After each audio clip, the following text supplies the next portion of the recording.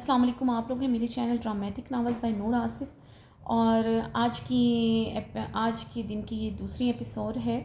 तो इंशाल्लाह उम्मीद करती हूँ आप सबको पसंद आएगी। अपना रिव्यू देना मत भूलिएगा, चैनल सब्सक्राइब करना मत भूलिएगा और लाइक करना मत भूलिएगा। बताइएगा ज़रूर आपको आज की एपिसोड कैसी लगी।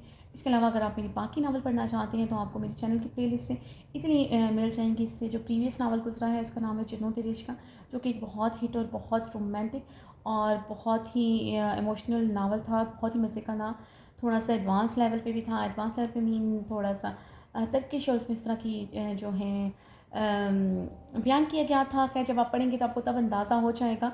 और आज के एपिसोड पे अपना रिव्यू देना मत भूलिएगा। और ये दूसरी किस्त है जो मैंने कल बिल्कुल भी रेस्ट नहीं किया था। कल सारा दिन और सारी रात जाग और परसों भी मैंने ये एपिसोड लिखी थी।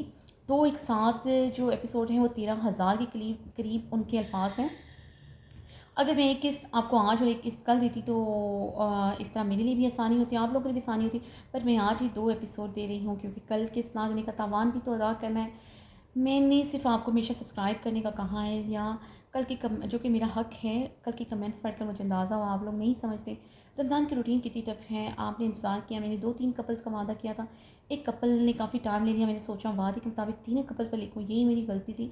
जिसका सर सुख चेहरे के साथ अपनी हवेली दाखिल हुआ था। हवेली के जन्नान खाना में के सिटिंग एरिया में हाकिम खान, रुकिया खानम ओज़गुल बैठे थे। रुकिया खानम का बीपी शूट कर गया था जो काफ़ी स्टेबल था, मगर इनकी तबीयत पूरी तरह ठीक नहीं थी। ओज़गुल भी मजबूरन रुकिया खानम के पास बैठी थी। हैदर खान के डर से सिटिंग एरिया में मौजूद थी। रुकिया खानम के मामले में ओज़गुल को बिल्कुल छूट नहीं थी। ना हैदर खान रुकिया खानम के मामले में ओज़गुल से नरमी बरतता था।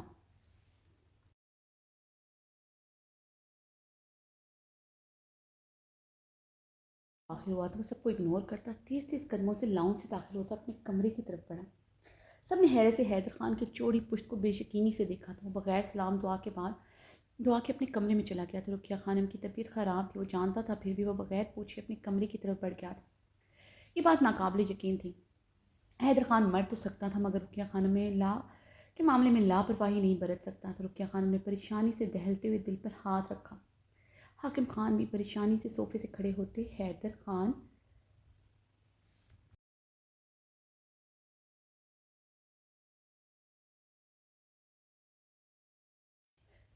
खान की ये अंदाज़ उतार ना थे, मगर हाकिम खान उसका तैशो इश्तियाल से पड़ता सुख चेहरा देख चुके थे। बात बहुत बड़ी थी। हाकिम खान ने परेशानी से अपने चेहरे पर हाथ फेरा। कमरे से आती आवाज़ों पर सब परेशानी से सोफे से खड़े होते हैदर खान के कमरे की तरफ बढ़े थे।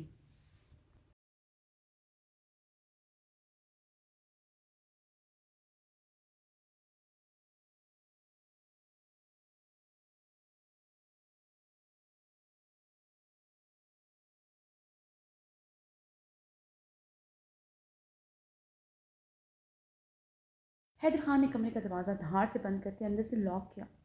इस वक्त किसी का चेहरा नहीं देखना चाहता था। हैदर खान ने कमरे में मौजूद टेबल उठाते पूरी गोद से दीवार पर दे मारा था। गुस्सा इश्तियाल कर था कि बढ़ता जा रहा था।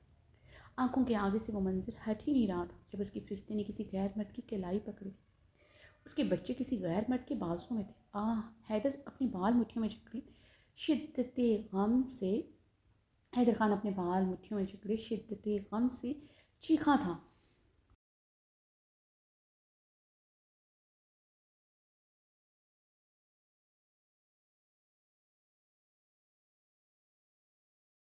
बच्चे कब इस दुनिया में आए उसे पता ही नहीं था। उसे अपने बच्चों के नाम भी अभी अभी पता चला था।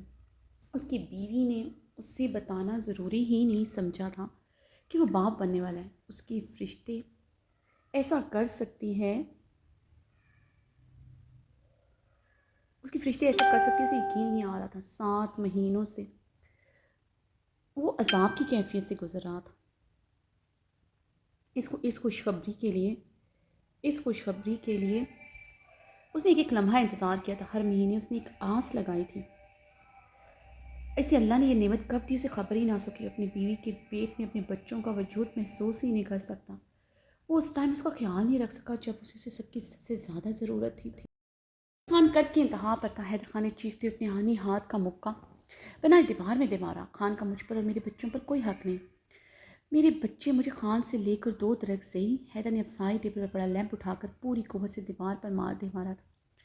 फरिश्ते ऐसे कह कभी इससे कह सकती है, सोच भी नहीं सकता। अपनी फरिश्ते पर उसे किसी की नज़र न गवारा ना थी।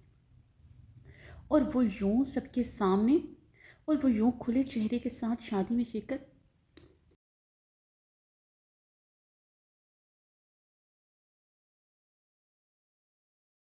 दुल्हन बनी आई हुई थी। वो कैसे उसकी गैर मौजूदगी में इतना सिंगार कर सकती है, कैसे इतना तैयार होकर शादी में आई। अगर आ गई थी तो कैसे खुले मुंह के साथ बाहर आ गए। और वो दरअसल सही कौन था जिसे वो इतनी मान से पुकार रही थी। उसके सामने वो कैसे अपना चेहरा खोल सकती। हैदर खान ये सब सोचते जैसे पागल हो रहा था। फरिश्ते का 7 माह उसने पता नहीं किया, क्योंकि हैदर खान को पूरा यकीन था फरिश्ते हवेली से उसकी इजाज़त के बगैर कंधा भी नहीं निकालेगी। 4 माह उसकी फरिश्ते ने उसके साथ गुजारे थे। नजरें उठाकर बात नहीं कर सकती थी उससे। सुर गुलाब होते आंखें मीच लेती उसकी। फरिश्ते शर्मो हया का पैकर थी। रातों को लंबे सजदे करते देखता, लबों पर हर वक्त दरूद होता था। हर लम्हा वो उस पर फूंके मारती थी। उसकी फरिश्ते कैसे किसी के सामने चेहरा खोल सकती, कैसे किसी की कलाई पड़ सकती। हैदर खान ने चीखते हुए कमरे में रखा बड़ा सा वाज उठाकर ज़मीन पर दे मारा था। अपनी फरिश्ते को लेकर पोसेसिव था, मगर उसे लेकर इतना जुनूनी से आज अंदाज़ा हुआ था। हैदर खान ने आगे बढ़ते ड्रेसिंग टेबल पर रखते तमाम परफ्यूम, बॉडी स्प्रे और स्कूल का तमाम मेकअप का सामान एक ही जस्त में ज़मीन बोस किया था।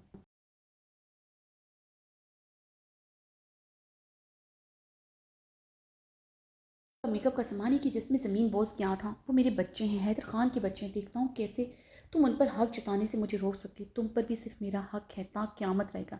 हैदर खान ड्रेसिंग मिरर में देखते हलक के बल चीखा था। तुम्हें और अपने बच्चों को मैं मज़ीद उधर रुकने नहीं दे सकता। मुझे मेरे दराब ज़राब मेरे पास चाहिए। हैदर खान ने मिरर में देखते जबड़े बीतते खुद से कहा। हैदर खान की नज़र अपनी गर्दन पर बने निशान पर पड़ी थी।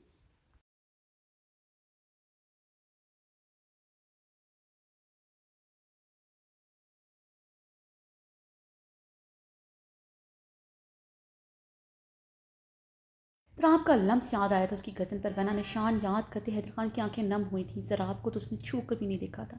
क्या उसकी गर्दन पर भी निशान है? ज़राब की आंखों का रंग कैसा है, उसे कुछ भी मालूम न था। हैदर खान अपने ज़राब को सीने से लगाने के लिए तड़प रहा था। हैदर खान ने गहरी सांस लेते मिरर में देखा। उसकी फरिश्ते ने उससे बच्चों की खबर छुपाई। वो भी बेयकीनी की कैफियत में। कैसे कर सकती तुम खानम ऐसा? कैसे तुम मेरे बच्चों को मुझसे छुपा सकती? कैसे तुम किसी गैर मर्द की कलाई को छू सकती? कैसे किसी के सामने अपना चेहरा खोल सकती? कैसे? हैदर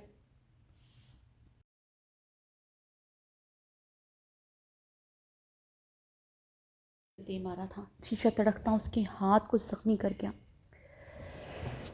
शीशा तड़कता उसके हाथ को जख्मी कर गया था। वो गहरे सांस लेता मिरर में देख रहा था। उसका मिरर में देख रहा था। उसका सीना देखती आग बना था। अपने पीछे अपने बीवी, अपने बच्चे, अपनी बीवी उसे हर हाल में अपने पास चाहिए थी। अपने बच्चे, अपनी बीवी से हर हाल में अपने पास चाहिए। तुमने मेरे बच्चों को मुझसे छुपाया। हाकिम खान हैदर नाम है मेरा। तुम तुम्हें इस का हिसाब देना पड़ेगा। तुमने किसी गैर मर्द की कलाई छुई, क्योंकि किसी गैर मर्द के सामने अपना चेहरा यहाँ किया।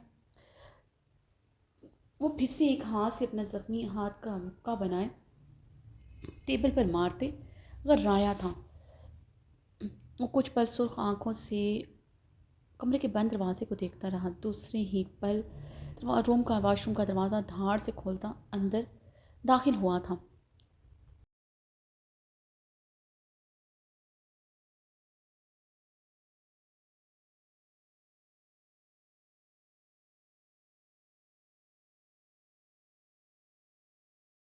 ने ठंडे पानी का टैप खोला था। उसका खोलता दिमाग और खोलता सीना ऐसे ही ठंडा होना था। अपने बच्चे और बीवी फिर से नज़रों के सामने आए। हैदर खान ने चीखते हुए दीवार पर अपने आने हाथ का मुक्का एक बार फिर से दिल मारा था। अपने चेहरे पर अपनी खानम का लम्स याद आया था। अपनी खानम की बेकरारियाँ, उसकी वफ़ाएं याद आई थी। नज़रों के सामने बहुत से फरिश्ते की संगत में गुजरी बहुत से गुर्बत की रातें याद आई थी।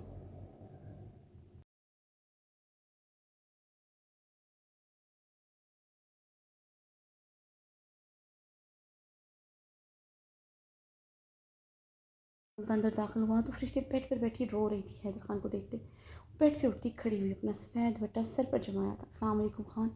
फरिश्ते ने हैदर खान की सर सुर नज़रें देखते नज़रें झुकाए कहा, किस चीज़ का शोक मना रही हो? सुबह से तुम कमरे से बाहर नहीं निकली। जानती हो ना मोरे आज ही अस्पताल से डिस्चार्ज हुई, इन्हें देखभाल की कितनी ज़रूरत है। हैदर खान ने फरिश्ते को कहर बार निगाहों से घूरते ग़ज़्बनाकी से कहा।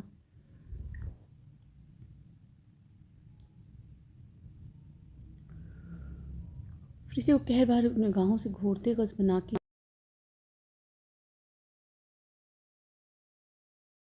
करारे हम यहाँ नहीं थे तो किचन की हालत अबतर थी। किसी मुलाजमा से भी मोरे ने कोई काम नहीं करवाया।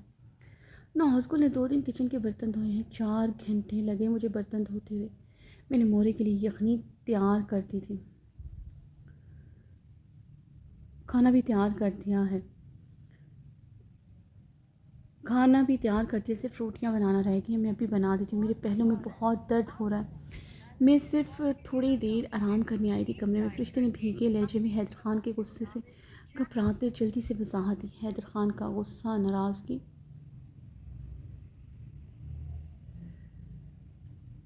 उसकी जान ले रही थी। अब तो बिल्कुल भी हैदर खान की नाराज़गी बर्दाश्त नहीं कर सकती थी।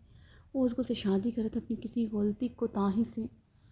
वो हैदर खान को खुद से दूर नहीं कर सकती। फरिश्ते मैं सब समझ रहा हूँ। तो मेरे सामने कामों का रोना क्यों रो रही हो? तुम्हारी तबीयत भी अचानक क्यों ख़राब हो गई? मैं उसको से शादी कर रहा हूँ इसलिए तुम ये सब ड्रामा कर रही हो, कमरे में छुप कर सोग मना रही हो। मगर एक बात याद रखना, मुझे हवेली में किसी किस्म का तमाशा नहीं चाहिए।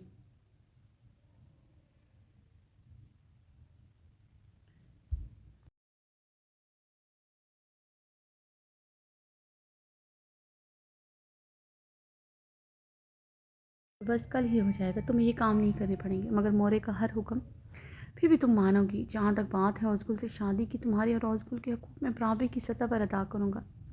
इसलिए रोती धोती मुझे तुम आइंदा नज़र ना हो। हैदर ने अपनी कलाई से रिस्ट वॉच उतारते ड्रेसिंग टेबल पर रखते सख्ती से कहा, मैंने कब अपने हकूक़ की बात की खान? आप मुझे दिन में एक बार अपना चेहरा दिखा दीजिएगा, मेरे लिए यही बहुत है।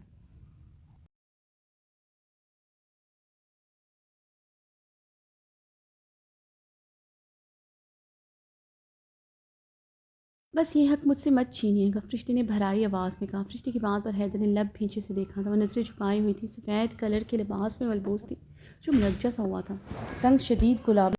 बात पर हैदर ने लब भींचे से देखा था। वह नज़रें झुकाई हुई थी, सफ़ेद कलर के लिबास में मलबूस थी जो मुनज्जा सा हुआ था, रंग शदीद गुलाबी हो रहा था, आरिज़नाक गुलाबी थी।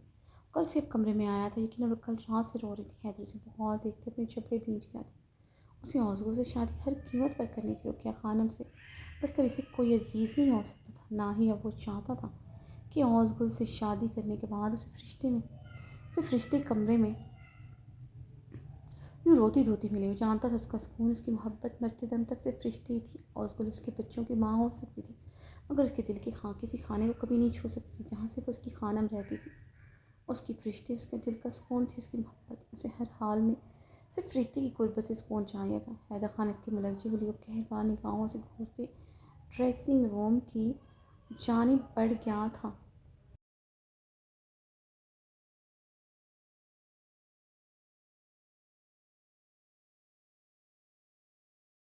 बाहर आया तो फरिश्ते वैसे ही बेड के पास खड़ी थी, आंखों से अभी भी आंसू बह रहे थे।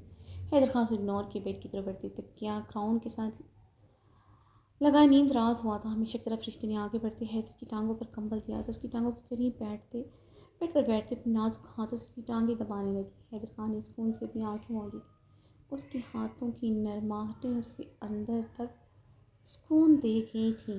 उसके हाथों की नरमाहटें फरिश्ते को अंदर तक सुकून दे गई थी।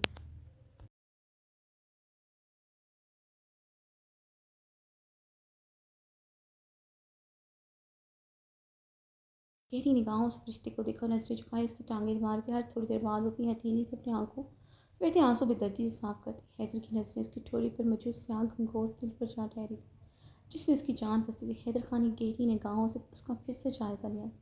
हमेशा उसे तैयार ही कमरे में मिलती थी, चाहे कितनी थकी क्यों ना हो। मुस्कुराते हुए निखरी से नहाई हुई मिलती। आज ये पहली बार था वो सहूलिये में थी।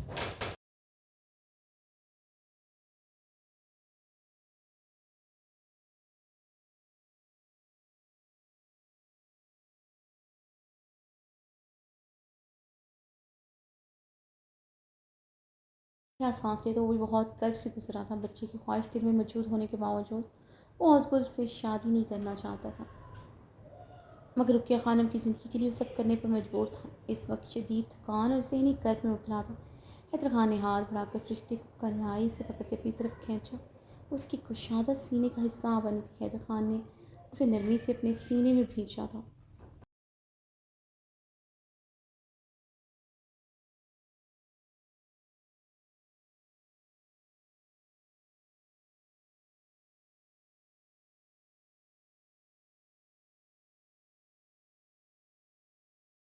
तो हैदर खान ने उसकी नाजुक कमर पर अपना हिसान मजबूत करती साइकियाँ बजाई कमरे की हर बत्ती गल कर दी थी। आइंदा मुझे खानम तुम इस हुलिये में ना मिलो। कमरे में आते ही मुझे तुम्हारा वही रूप चाहिए जो 2 दिन होटल के कमरे में था। हैदर ने उसके कान में भारी आवाज़ में मध्यम से सरगोशी करते उसके कान के लोग को लबों से काटा था। जी खान, जैसा आप कहें। फरिश्ते की भीगी कामती आवाज़ सुनाई दी। रोते हुए हैदर खान के चौड़े सीने में समा गई। मत रो खानम, इस टाइम मुझे सुकून पहुँचाओ।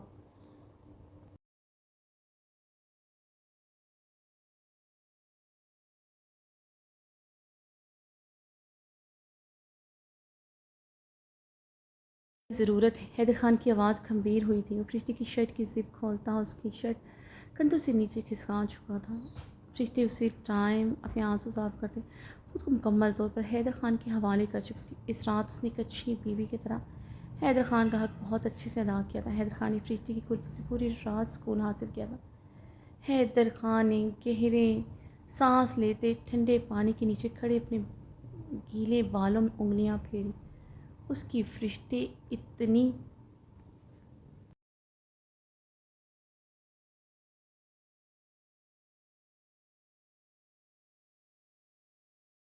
मोहब्बत करने वाली, इतनी वफादार ख़यानत कैसे उसके बच्चों को छुपा सकती। हैदर खान ने एक बार फिर से पूरी कुव्वत से मुक्का दीवार पर दे मारा था। आ सकती हैदर खान ने एक बार फिर से पूरी कुव्वत से मुक्का दीवार पर दे मारा था। बाहर इमरजेंसी वार्ड में अपने पेशेंट को चेक करी। इस पर ब्लैक कलर की गहरे चुंटों वाले फ्रॉक में मलबूस थी। उस पर ब्लैक ही बहुत बड़ी चादर ली हुई थी। बाहर इमरजेंसी वार्ड में अपने पेशेंट को चेक करी। इस पर ब्लैक कलर के गहरे चुंटे वालों फ्रॉक में मलबूस थी। इस पर ब्लैक की बहुत बड़ी चादर ली।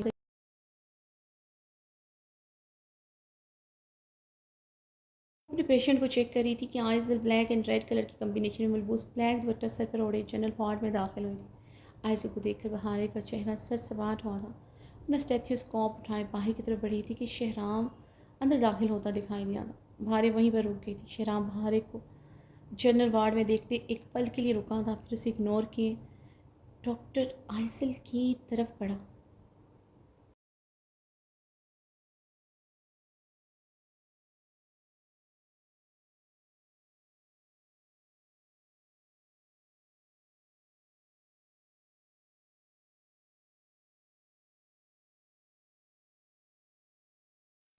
डॉक्टर आइज़ल, आप यहाँ क्या कर रही हैं? आपको मेल जनरल वार्ड में मैंने आपको बुलाया था। शहनाम ने डॉक्टर आइज़ल को देखते अपनी पेंट की पॉकेट में हाथ डालते सर लहजे में कहा।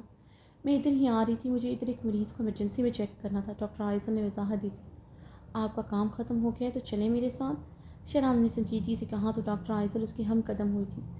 भारी नम निगाहों से शहराम को देखते उसके वजूद को यकसन नज़रअंदाज किया था। इन 7 महीनों में शहराम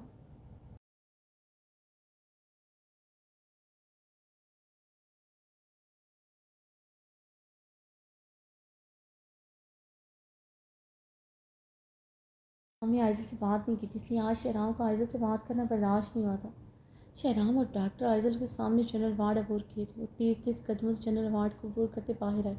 कॉरिडोर में शहराम और आइज़ल तेज़ तेज़ कदमों से मेल जनरल वार्ड की तरफ बढ़ रहे थे। शहराम बहारे शहराम को पुकारते तेज़ तेज़ कदमों से चलते शहराम के मुकाबले आई थी। बहारे का सांस पूरी तरह फूल गया था। उसकी कंडीशन ऐसी नहीं थी, कोई इतनी तेज़ी से चलती थी।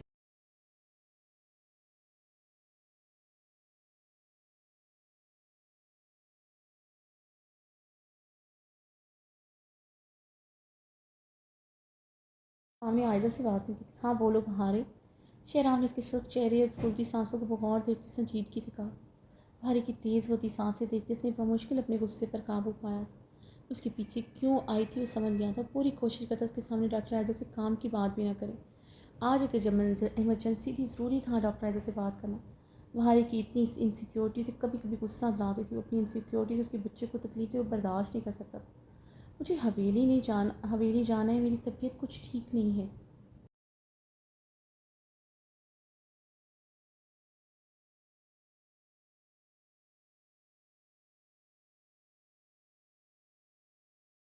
इसकी कलाई चकड़ी, क्या हुआ है, कोई परेशानी वाली बात तो नहीं? शहराम परेशानी से बहारी के करीब हो तो उसके पेट पर हाथ रखने ही लगा था, एकदम उसने हाथ पीछे किया।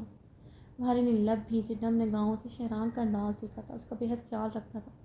हॉस्पिटल में भी उसे ऑफिस में बुलाते, अपने हाथों से खाना खिलाता था, मगर शहराम के साथ सबके सामने से बहुत मोहतात अंदाज में बात करता।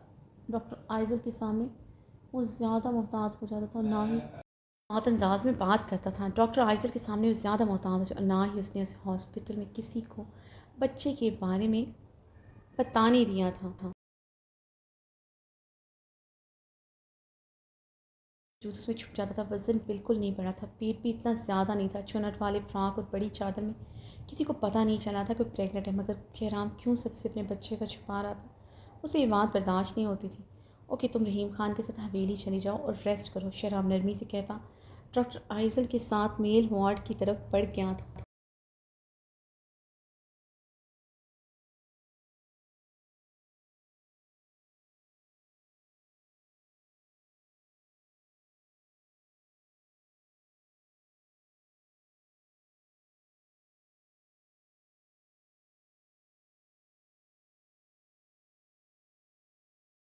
रूम में स्मार्ट अंदाज में बैठे हुए मुश्किल खुद पर काबे पाए हुई थी। वो शहराम के बगैर हवेली नहीं गई थी, ना वो कभी चाहती। जब तक डॉक्टर आइजल इधर मुझे तो शहराम को एक पल के लिए अकेला नहीं छोड़ सकती। शहराम के करीब डॉक्टर आइजल का साया भी बर्दाश्त नहीं होता था। इन 7 माह में डॉक्टर आइजल और शहराम को बहुत कम बात करते देखा था। वो दोनों एक दूसरे की तरफ देखते भी नहीं थे, लेकिन बहारी के लिए ये बात ज़्यादा तकलीफ दे थी।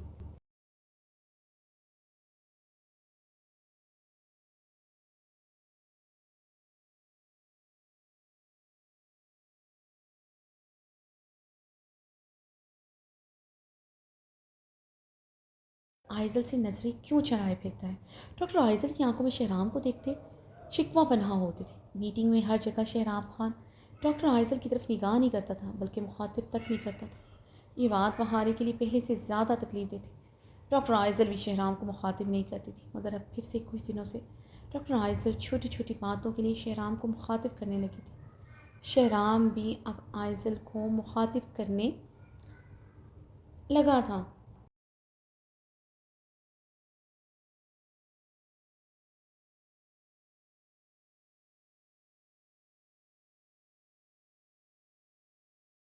शहनाम आयसर की आंखों में आंखें डाल के बातें बहारी को ये आयसर की आंखों में आंखें डालकर बातें करने लगा था। बहारी को ये बात भी तकलीफ देने लगी थी, क्यों उसे समझ नहीं आती थी। पर शहराम के नज़दीक डॉक्टर आयसर का वजूद गंवारा नहीं था। वो शहराम से मोहब्बत करती है, ये हॉस्पिटल का बच्चा बच्चा जानता था। ऐसे में बहारी के लिए बहुत तकलीफ देता। शहराम उसे हॉस्पिटल से क्यों नहीं निकाल रहा था? बहारी सोफ पर इस तरह भी अंदाज में बैठी चेहरा हाथों में छुपाई हुई थी। बहारी गहरे सांस लेते सीधी हुई थी। डॉक्टर आइजल स्टाफ रूम में कैसी असना में डॉक्टर आइजल स्टाफ रूम में दाखिल हुई थी।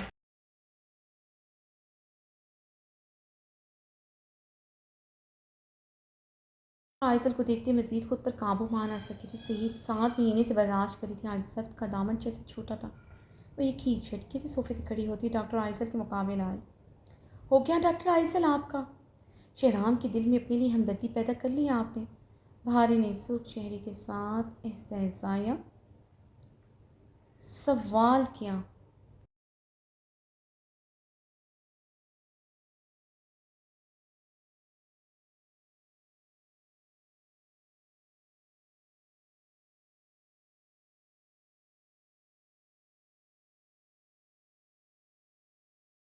क्या मतलब आपकी बात का डॉक्टर बहारी? डॉक्टर आइज़ल ने लब भींचे पूछा। मतलब ये, मेल जनरल वार्ड में दिन में ख़वातीन डॉक्टर नहीं जाती, आप रात में क्या करने गई थी? कल रात को doctor Furqan, doctor Mudassir, doctor Irfan की ड्यूटी थी। तो फिर आप क्या कर रही थी मेल जनरल वार्ड में? बहारा ने तिनक कर पूछा था। इमरजेंसी पड़ गई थी, इस वक्त उधर कोई नहीं था, मैं चली गई जनरल वार्ड, दैट्स इट।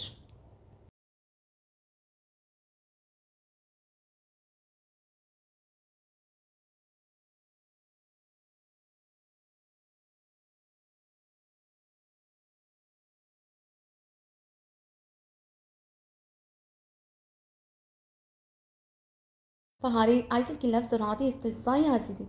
आपने किसी मेल डॉक्टर को इन्फॉर्म क्यों नहीं किया? खुद क्यों भागी गई? अगर कल रात किसी पेशेंट ने आपकी कलाई पकड़ ली थी तो इतना वावेला मचाने की क्या ज़रूरत थी? अगर वावेला मचाना ही था तो कल रात मचाती। आज शहराम को ये सब बताने की क्या ज़रूरत थी? वो इस हॉस्पिटल का ऑनर है। आपके मसाइल हल करने के लिए उसने यह हॉस्पिटल नहीं बनाया। क्या कहना चाहती हैं आप? आइज़ल ने लब खींच दी।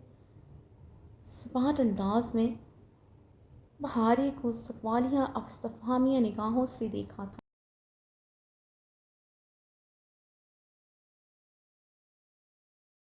अब तक यहाँ क्या कर रही हैं? जर्मनी की काबिल डॉक्टर हैं। इस छोटे से गांव में क्या कर रही हैं? अगर शहराम के लिए यहाँ रुके हैं तो आपको पता चल गया होगा वो आपका कभी नहीं हो सकता। वो सिर्फ मुझसे मोहब्बत करता है।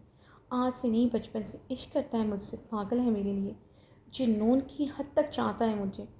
ये हॉस्पिटल तक उसने मेरे लिए बनाया है।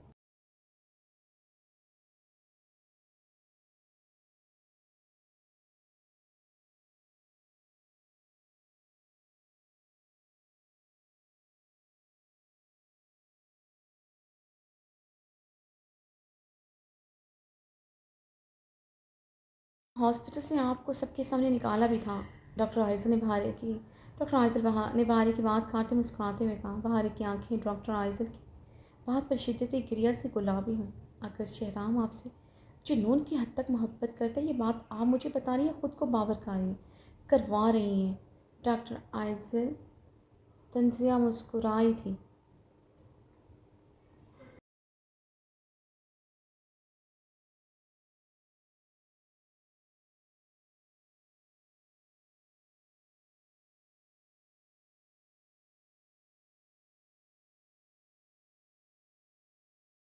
मोहब्बत का सबूत मुझे आप या किसी को बताने की ज़रूरत नहीं। वो मेरे पेट में पल रहे हैं। बहार ने लब फैलाते हुए अपनी गर्दन से चादर हटाते अपने पेट पर हाथ अपनी गिर से चादर हटाते अपने पेट पर हाथ रखा था, जिसे देखते डॉक्टर आइज़ल के कदम लड़खड़ आए थे, रंगत मतगय्यर हुए थे। और डॉक्टर आइज़ल की हालत देख के बहारी की आंखें चली थी। डॉक्टर आइज़ल का इतना शदीद रिएक्शन समझ नहीं आया था। वो शहराम की बीवी थी। माँ बनना तो फितरी अमल होता था। फिर डॉक्टर आइज़ल की रंगत ऐसे ऐसे लम्हों में फ़क क्यों हुई थी?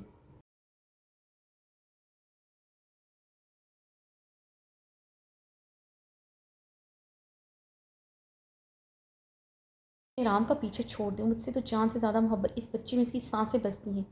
एक मरतबा पहले आपके पूरे हॉस्पिटल के सामने इंसल्ट हुई। आपकी तस्वीर तक न्यूज़पेपर में छपी है। इस बार इससे भी ज़्यादा आपके साथ बुरा हो सकता है। बाहर एक एक लफ्ज़ चबाते बोल रही थी। डॉक्टर आइज़ल भीगी निगाहों से बहारे के पेट को देखी जो बगैर चादर के अब यहाँ था। डॉक्टर आइज़ल बुरी तरह कँपा रही थी। डॉक्टर आइज़ल की हालत देखते बहारे की आंखें गुलाबी हुई। पूरे वजूद में